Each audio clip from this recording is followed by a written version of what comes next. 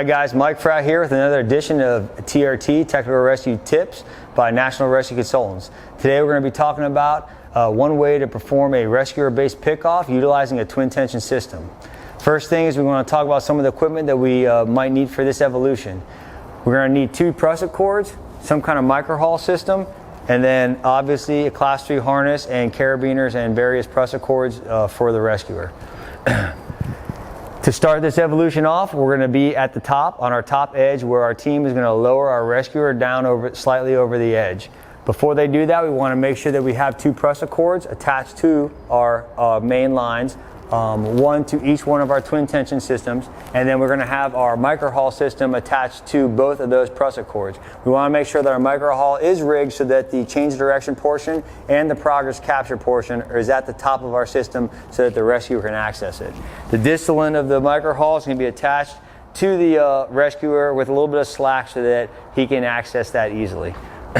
Once we're all set with our equipment configuration, we're going to go ahead and lower our rescuer down until he can make contact with the victim. The rescuer is going to, first thing he's going to do is assess the victim's harness to make sure that it is adequate for us to utilize in the pickoff. In this situation, you have a worker who potentially fell from his position and was captured by his main line on his Class 3 OSHA harness. So right now what we need to do is we just need to get him off of his system. His harness is viable. Once I make contact and I make that assessment, I'm going to go ahead as the rescuer and disconnect the distal end of my microhaul, reach down and connect to a viable part of the victim's harness.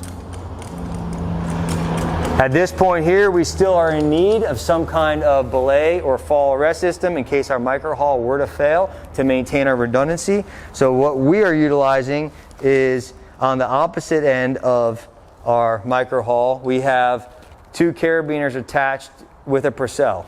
We're going to take the non-Purcell side of the 2 carabiners and we're going to connect those to the same location that our microhaul is attached to, making sure that we incorporate both of the prusik cords.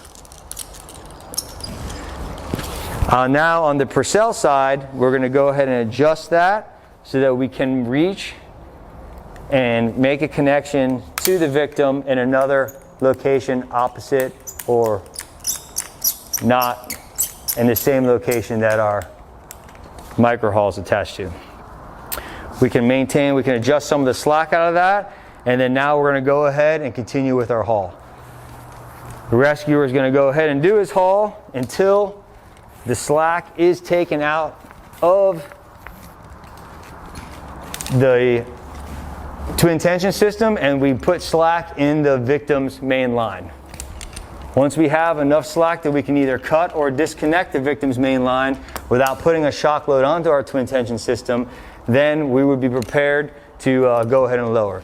One thing we can do at this point is because the victim is kind of in an awkward angle, we can go ahead, but one of the benefits is we can go ahead and put a short lower back onto our microhaul, which will put the victim in a position where he may be more easily managed down the side of the building or whatever structure we're lowering him down on. At the same time or right after, we want to go ahead and take the slack out of our fall arrest portion to reduce the amount of shock load that may occur if the microhaul were to fail.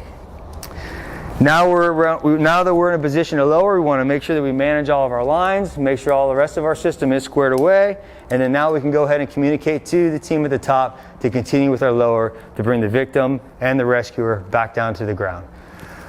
Some of the benefits of this system is one, it cuts down on some of the reflex time that may occur when you have to signal to the top to do a short haul and then transition back to a lower to get your victim and rescuer down to the ground.